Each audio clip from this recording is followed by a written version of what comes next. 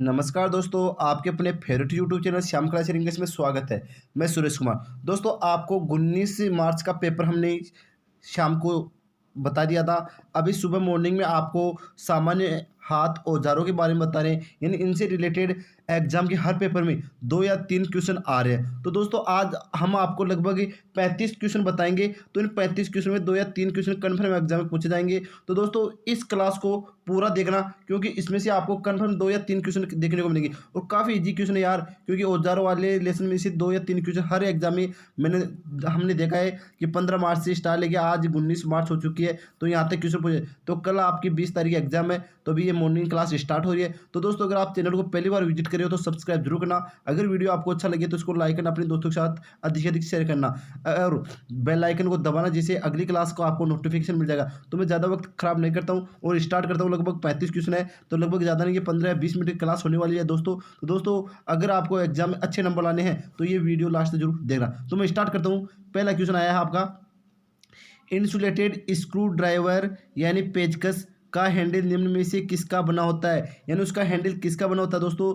तो सेलोलाइट, लकड़ी, प्लास्टिक या ये सभी। तो दोस्तों ध्यान रखना, वह लकड़ी का भी आ सकता है, सेलोलाइट का भी आ सकता है और प्लास्टिक, तीनों में से किसी का भी आ सकता है। तो उसका करेक्ट आंसर आएगा डी। क्या आएगा? डी।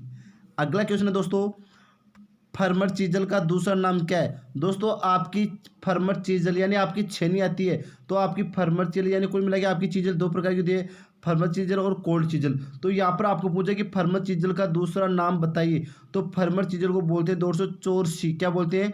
चोरसी। तो इसका करेक्ट आंसर क्या आएगा? चोरसी। बल्कि आपके पोखर होता है, पोखर अलग होता है जो लकड़ियों में छिद्र निकालने के काम में आता है। जिमलेट, जिमलेट भी क्या होता है? लकड़ियों में छिद्र निकालने के लिए काम में आता है। ये अलग अलग जगह काम में लिए जाते हैं दोस्तों।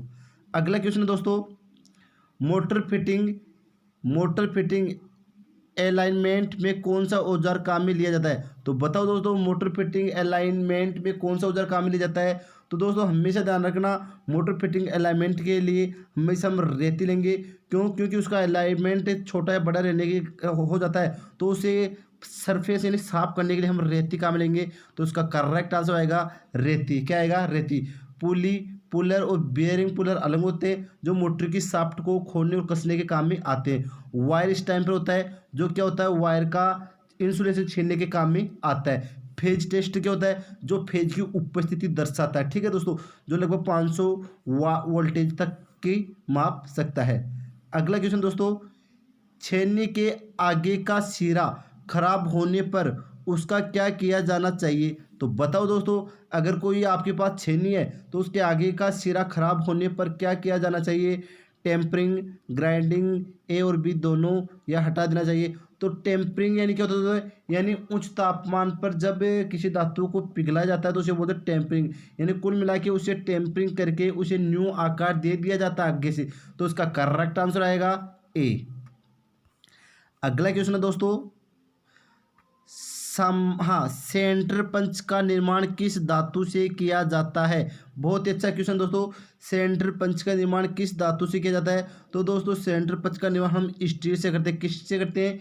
स्टील से करते हैं, प्लास्टिक से नहीं करते, एल्यूमिनियम से नहीं करते, कास्ट से। अब सेंटर पंच का उपयोग कहाँ किया जाता है? तो ये मार्क लगाने के काम में है। यानी कोई आपकी चद्दर है या और कहे तो उस पर हम मार्क लगा लेंगे और उस मार्क को हम किसी कैंची आदि से काट लेंगे। ठीक है, तो उसका करेक्ट आंसर क्या आएगा? स्टील।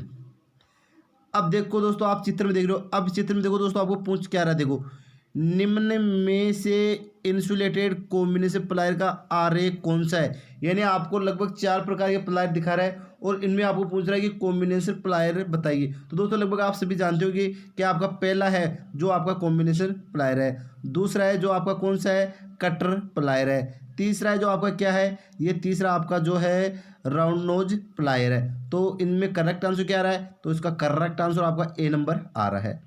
अगला क्वेश्चन दोस्तों, बलो लैंप निम्न में से किस प्रकार की धातु का बना होता है।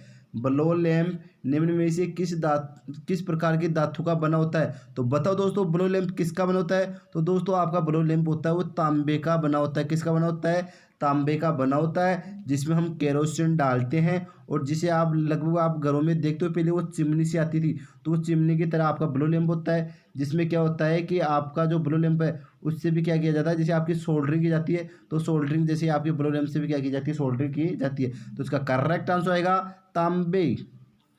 अगला क्वेश्चन दोस्तों, बोल्ट कसने के लिए किस टूल को काम में लिया जाता है? तो बताओ दोस्तों, आपके एक आता है नट, एक आता है बोल्ट।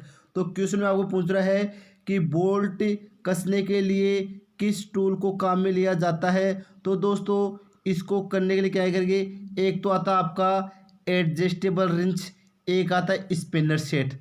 तो दोस्तों एडजस्टेबल रिंच क्या होता है, जिसको हम उसमें एक स्क्रू लगा होता है, उसके द्वारा हम जैसा भी उसमें बोल्ट होगा उसकी साइज के अनुसार उस स्क्रू को घुमा के उस बोल्ट में फंसा लेंगे। और एक आता है आपका स्पिनर सेट। अब स्पिनर सेट अलग अलग होते हैं, तो एक तो होता आपका सिंगल हेड, एक होता डबल हेड, अलग अलग होते हैं, जो वर्ताकार आकृति में होते हैं। या आपने अभी आपके ड्राइंग की एग्जाम लगी थी तो वहाँ पर भी आपने देखा होगा इस प्रकार का आपका जो प्लाई वो था, क्या था, डबल हेड स्पिनर वो था। तो इसका करेक्ट आंसर क्या आएगा, ए और बी, यानी एडजस्टेबल रिंच भी आता है और स्पिनर सेट भी आता है। तो बोल्ट कसने के लिए टूल में काम लेते हैं हम एडजस्टेबल रिंच व स्पिनर सेट, ये दोनों। स्क्रू ड्राइवर आता है वो स्क्रू खोलने के काम में आता है। तो इसका करेक्ट आंसर आएगा डी, यानी एडजस्टेबल रिंच और स्पिनर सेट दोनों। अगला क्वेश्चन है, हेक्सा ब्लेड, हेक्सा ब्लेड किसका बना होता है? काफ़ी अच्छा क्वेश्चन दोस्तों, इस लेसन से कन्फर्म यार 2 या 4 क्वेश्चन कन्फर्म आने वाले हैं। मैं नहीं चाहता कि आपका एक भी क्वेश्चन गलत हो, तो यार तैयारी में जुट जाओ। हम आपके लिए इतना कुछ कर रहे हैं, तो यार वीडियो को अपने दोस्तों से अधिक से अधिक शेयर करो। और अगर अभी भी आप चैनल को आज भी पहली बार देख रहे हो तो इसको सब्सक्राइब करो और बेल आइकन वाले बटन को दबाना, जिससे आपको अगली क्लास का नोटिफिकेशन मिल जाएगा। तो वापस देखते हैं क्वेश्चन क्या है, हेक्सा ब्लेड किसका बना होता है? तो बताओ दोस्तों किसका बना होता है? आपकी हेक्सा ब्लेड उच्च कार्बन इस्पात की बनी होती है। क्या बनी होती है? उस कार्बन इस्पात। तो करेक्ट आंसर ए। अगला क्वेश्चन है दोस्तों, अधिक गेज के तारों को काटने में कौन सा प्लायर प्रयुक्त होता है? तो बताओ दोस्तों, अधिक गेज यानी अधिक मोटाई के तारों को काटने के लिए कौन सा प्लायर काम में लेते हैं? तो दोस्तों वो होता है आपका नोज प्लायर। क्या होता है? Knows plier. तो इसका नोज प्लायर अच्छा है, बल्कि आपका कटिंग प्लायर है, ये भी वायरों को काटने के काम में आते हैं। कॉम्बिनेशन प्लायर, तो कॉम्बिनेशन प्लायर किस काम में आता है? ये वायरों को इंसुलेशन छीनने के लिए तथा उनको ऐंठने के काम में आता है। तो यहाँ पर आपका करेक्ट आंसर क्या है? नोज प्लायर, जो क्या करते हैं, अधिक गेज के तारों को काटने के काम में आता है। अगला क्वेश्चन है दोस्तों, पत्थर की दीवार में छेद करने के लिए किस औजार को काम में लिया जाता है? देखो दोस्तों कितना अच्छा क्वेश्चन है। पत्थर की दीवार में छेद करने के लिए किस औजार को काम में लेते हैं? तो बताओ दोस्तों, straight peen hammer, roll plug, poker, ये सभी। तो इसका करेक्ट आंसर क्या आएगा? Roll plug. बल्कि स्टेट पिन हैमर होती है, ये अलग होती है। पोकर क्या होता है, जो अभी मैंने आपको बताया, जो लकड़ी आदि में छेद काटने का है। तो उसका करेक्ट आंसर रोल प्लग। अगला क्वेश्चन देखो, दो बॉल पिन हैमर का आरेख बताइए। शाबाश दोस्तों, कितना अच्छा क्वेश्चन है। तो ये आपका पहला मिल गया बॉल पिन हैमर का। नीचे वाला क्या है? Cross pin hammer.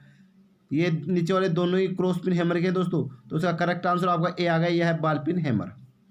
अगला क्वेश्चन है दोस्तों, वायर गेज में खांचे किस नाप प्रणाली से काटे जाने चाहिए? तो बताओ दोस्तों, वायर गेज में खांचे किस नाम प्रणाली से काटे जाने चाहिए? SWG, मीट्रिक नाम प्रणाली से, SI से, ये सभी। लगभग ये तो सभी को आता भी होता है कि SWG स्टैंडर्ड वायर गेज की नाप प्रणाली से खांचे काटे जाते हैं वायर गेज की। तो करेक्ट आंसर SWG। अगला क्वेश्चन दोस्तों, तारों से इंसुलेशन हटाने के लिए किस औजार का प्रयोग किया जाता है?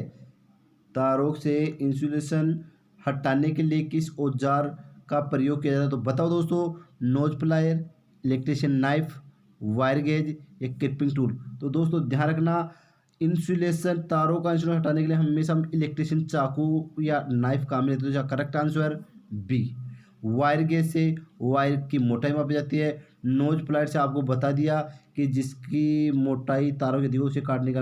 क्लिपिंग टूल होता है ये भी आता तो आपका वायर स्टैम्पर की तरह होता है, लेकिन ये अलग होता है। लेकिन केबलों का इंसुलेशन छीनने के लिए हम इलेक्ट्रिसिटी नाइफ काम में लेंगे। अगला क्वेश्चन है, किसी जॉब को मजबूती से पकड़ने के लिए प्रयुक्त औजार कौन सा है?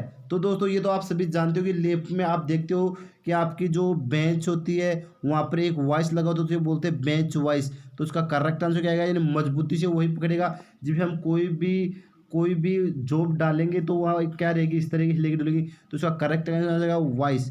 जिमलेट अलग होती है जो लकड़ी में छिद्र करने, रेचिट ब्रेस अलग होती है, इनमें से ये नहीं आएगा। तो इसका करेक्ट आंसर ए। मेलेट किसका बना होता है? मेलेट यानी क्या होता है दोस्तों? लकड़ी का हथौड़ा। तो करेक्ट आंसर ए, यानी मेलेट किसका बना होता है? लकड़ी का बना होता है। बल्कि आपका बाल pin hammer, cross pin hammer वो लोहे आदि की बनी होती है। तो इसका करेक्ट आंसर ए यानी लकड़ी का।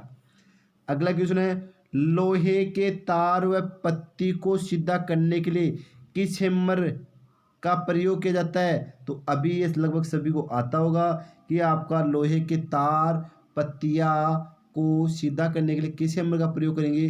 तो वह आपकी क्रॉस पिन हैमर आती है। क्या होती है? Cross pin hammer. इसके अलावा दोस्तों अगर यहाँ पर आपका मेलेट आ जाता तो मेलेट भी एकदम करेक्ट आंसर, लेकिन यहाँ पर बाल pin hammer, cross pin hammer, step pin hammer ये सभी, तो यहाँ पर क्रॉस पिन हैमर इसका करेक्ट आंसर होगा। अगला क्वेश्चन है दोस्तों, निम्न में से राग प्लग टूल का आरेख बताइए। तो बताओ दोस्तों इनमें से राग प्लग टूल का आरेख कौन सा है? तो इसका करेक्ट आंसर क्या आएगा? ए। क्या आएगा? ए। तो देखो दोस्तों इसका करेक्ट आंसर ए है। बल्कि आपके ये नीचे वाले हैं, जो ये बी नंबर है आपका स्क्रू ड्राइवर, और आपका सी है जो क्या है ये भी स्क्रू ड्राइवर है। तो इसका करेक्ट आंसर ए आ गया। अगला क्वेश्चन है, कोल्ड चीजल के निर्माण के लिए किस धातु को काम में लिया जाता है? बताओ दोस्तों कोल्ड चीजल के लिए हम किस धातु को काम में लेंगे? तो दोस्तों वो होती है आपकी हाई कार्बन स्टील। क्या होती है? High carbon steel. High carbon steel. अगला क्वेश्चन है, वुड सा के 25 mm के क्षेत्र में धातु की संख्या कितनी होती है? तो बताओ दोस्तों वुड सा के 25 mm के क्षेत्र में धातु की संख्या कितनी होती है? तो दोस्तों वो होती है 6 से 8। कितनी होती है? 6 से 8। Correct answer C. काफ़ी अच्छा क्वेश्चन दोस्तों, एग्जाम में पूछा जा सकता है ये भी।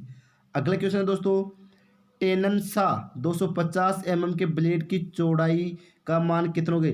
अगर टेननसा की लंबाई 250 mm की ब्लेड है तो उसकी चौड़ाई कितनी होगी? तो दोस्तों उसकी चौड़ाई होगी 100 mm। तो इसका correct answer D. Correct answer D. अगला क्वेश्चन है दोस्तों, यह क्वेश्चन मेलट का आरेख बताइए। तो पहला तो आपका बाल pin hammer, sorry cross pin hammer, दूसरा बाल पिन हैमर, और ये आपका सी है, यह आपका मेलट। क्या है? मेलट। अगला क्वेश्चन दोस्तों, बेटन केसिंग कैपिंग के अंदर लकड़ी को घिसने के लिए किस फाइल का प्रयोग किया जाता है? बेटन केसिंग कैपिंग के अंदर लकड़ी को घिसने के लिए किस फाइल का प्रयोग किया जाता है? तो दोस्तों वो होती है आपकी वुड राइड फाइल। क्या होती है? Would ride file. Correct answer A. अगला क्वेश्चन दोस्तों, लकड़ी में छेद करने के लिए कौन सा औजार प्रयुक्त होता है? तो बताओ दोस्तों लकड़ी में छिद्र करने के लिए कौन सा औजार प्रयुक्त होता है? औजारों में औजार पोखर होता है। ये ओगर नहीं है, पोखर है, जिमलेट है। तो इसका करेक्ट आंसर क्या होगा? डी यानी ए बी। तो ये ओगर नोगर क्या है? पोखर व जिमलेट, ये दो ऐसे उपकरण है जो लकड़ी में छिद्र करने के काम में आते हैं। अगला क्वेश्चन दोस्तों, हेक्सा फ्रेम ब्लेड के 25 mm क्षेत्र में दांतों की संख्या कितनी होती है? तो बताओ दोस्तों हेक्सा फ्रेम ब्लेड में 25 mm क्षेत्र में दांतों की संख्या कितनी होगी दोस्तों? तो वो होती है लगभग 25 से 30। तो correct answer B. Correct answer B. अगला क्वेश्चन है, निम्न में से वायर स्टैम्पर का आरेख कौन सा है? तो दोस्तों आज इसमें आपको वायर स्टैम्पर का पूछ रहा है। तो वायर स्टैम्पर का आपका ये नीचे वाला आएगा, यानी कुल मिला के आपका इसमें ये नीचे वाला कौन सा आ रहा है? यानी ये वायर स्टैम्पर, ये है आपका वायर स्टैम्पर। बल्कि आपका क्रिपिंग टूल होता है वो इंसुलेशन छीलने, ये आपका वायर स्टैम्पर है जो क्या होता है आपकी चादर वगैरह आदि को काटने के काम में आता है। ये 2 नंबर है, ये आपका क्या है? एक होता है पुली पुलिंग, एक होता है बेरिंग पुलर। ये आपका बेरिंग पुलर है और ये आपका हैंड ड्रिल मशीन है। ठीक है दोस्तों, तो करेक्ट आंसर ए आ गया। अगला क्वेश्चन है, एल्यूमिनियम के तारों के सिरों पर थिम्बल लगाने के लिए कौन सा टूल प्रयोग किया जाता है? क्वेश्चन एक बार दोबारा देख लो, एल्यूमिनियम के तारों के सिरों पर थिम्बल यानी लगाने के लिए कौन सा टूल प्रयोग किया जाता है? Creeping tool, combination plier, knows plier, ये सभी। तो ध्यान रखना, हमेशा एल्यूमिनियम के तारों को सिरों पर थिम्बने लग लगाने के लिए हम क्रिपिंग टूल का उपयोग करेंगे। क्यों? क्योंकि इसके द्वारा हम उसके लग यानी थिम्बल को दबा देंगे तो एकदम अच्छे से सेट हो जाएगा, उनसे वायर अच्छे से नहीं निकल पाएगा। कॉम्बिनेशन प्लायर है तो कॉम्बिनेशन आपको बता दिया कि वायर कैसे छीनने व उनको ऐंठने के काम है। नोज प्लायर क्या होता है? यानी यह आपके जितने गेज के अधिक गेज के मोटे तार को काटने के काम में आते हैं। अगला क्वेश्चन दोस्तों, हैमर को काम में लेते समय कौन सी सावधानी बरतनी चाहिए? हैमर को काम में लेते समय कौन सी सावधानी बरतनी चाहिए? काफ़ी अच्छा क्वेश्चन दोस्तों, तो बताओ दोस्तों। तो इसका करेक्ट आंसर होगा हैंडल के आखिरी छोर को हाथ से पकड़े। हैमर के आखिरी छोर को हाथ से पकड़े, करेक्ट आंसर बी। अगला क्वेश्चन है, तारों के मुँह को मोड़ने के लिए कौन सा औजार काम में लेते हैं? तारों के मुँह को मोड़ने के लिए कौन सा औजार काम में लेते हैं? तो दोस्तों हमेशा तारों को मोड़ने के लिए हम हमेशा इंसुलेटेड कॉम्बिनेशन प्लायर काम में लेते हैं, या मोड़ना या ऐंठने के लिए यही आपका प्लायर काम में आता है। अगला क्वेश्चन है, पेचकस का प्रयोग करते समय किन सावधानियों का ध्यान रखना चाहिए? तो बताओ दोस्तों, पेचकस का प्रयोग करते समय किन सावधानियों का ध्यान रखना चाहिए? तो पेचकस का प्रयोग करते समय दोस्तों इसका प्रयोग चौरसी के स्थान पर नहीं करना चाहिए दोस्तों। पेच के आकार के अनुसार पेचकस का चयन करें। पेचकस के हैंडल, हथौड़े, हैमर आदि को चोट से नहीं मारे। उपयोग सभी उपयोग। तो इसका करेक्ट आंसर डी। अगला क्वेश्चन है दोस्तों, सपोर्ट ठंडी छेनी निम्न में से किस कार्य के लिए उपयुक्त नहीं है? सपाट ठंडी छेनी निम्न में से किस कार्य के लिए उपयुक्त नहीं है दोस्तों? तो कार्य वस्तु के कोनों को वर्गाकार बनाने के लिए कभी भी आपकी सपाट ठंडी छेनी काम में नहीं ली जा सकती। अगला क्वेश्चन है, फेज टेस्टर को प्रयोग में लेते समय कौन सी सावधानी रखनी चाहिए? फेज टेस्टर को प्रयोग में लेते समय कौन सी सावधानी रखनी चाहिए? चेक करते समय धातु की क्लिप पर अंगुली रखेंगे व अर्थ के संपर्क में रहेंगे। हाँ दोस्तों सही है। 500 वोल्ट से अधिक की रेंज का काम में नहीं लेंगे। इंसुलेशन चेक करेंगे। उपयुक्त सभी। तो इसका करेक्ट आंसर आएगा उपयुक्त सभी। अगला क्वेश्चन दोस्तों, निम्न में से इंसुलेटेड कॉम्बिनेशन प्लायर के लिए कौन सी सावधानी रखेंगे कि उससे? तो दोस्तों हमेशा ध्यान रखना, इंसुलेटेड कॉम्बिनेशन प्लायर की सावधानी है समय समय पर तेल लगाए, हथौड़े के रूप में प्रयोग न करें, ऊंचे स्थान से नीचे नहीं फेंके। उपयुक्त। इसका करेक्ट आंसर आएगा उपयुक्त सभी। तो दोस्तों आज के लिए बस ये 33 क्वेश्चन ही दोस्तों इस लेसन के लगभग हो चुके हैं। अगली क्लास आपको कल लेके आएंगे, वो आपको इसी अगले लेसन में प्रारंभिक विद्युत से बताएंगे। तो दोस्तों आपका अपना कीमती समय देने के लिए तहे दिल से धन्यवाद।